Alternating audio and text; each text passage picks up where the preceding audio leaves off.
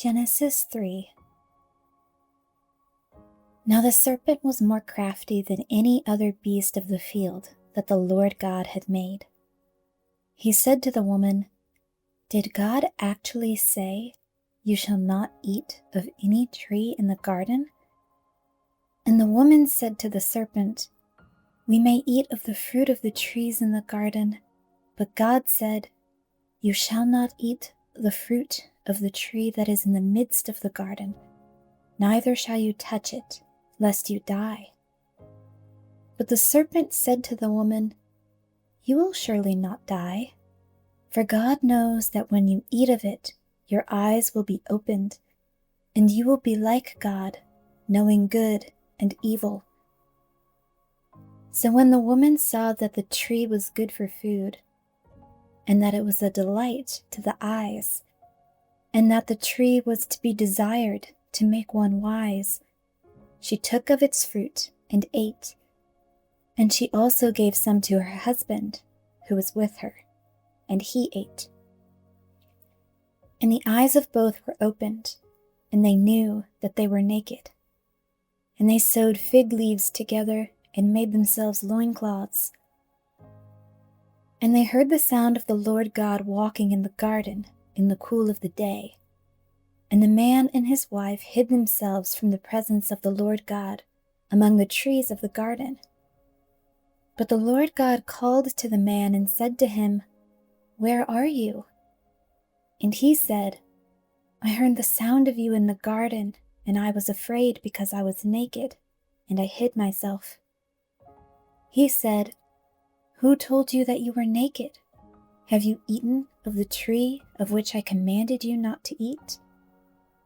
The man said, "The woman whom you gave to be with me, she gave me the fruit of the tree, and I ate."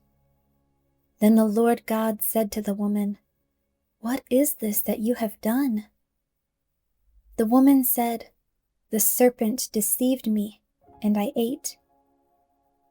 The Lord God said to the serpent, "Because you have done this, cursed are you above all livestock, and above all beasts of the field.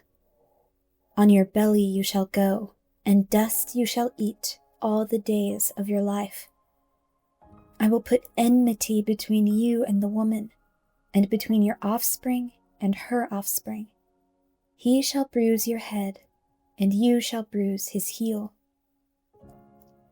To the woman he said, "I will surely multiply your pain in childbearing.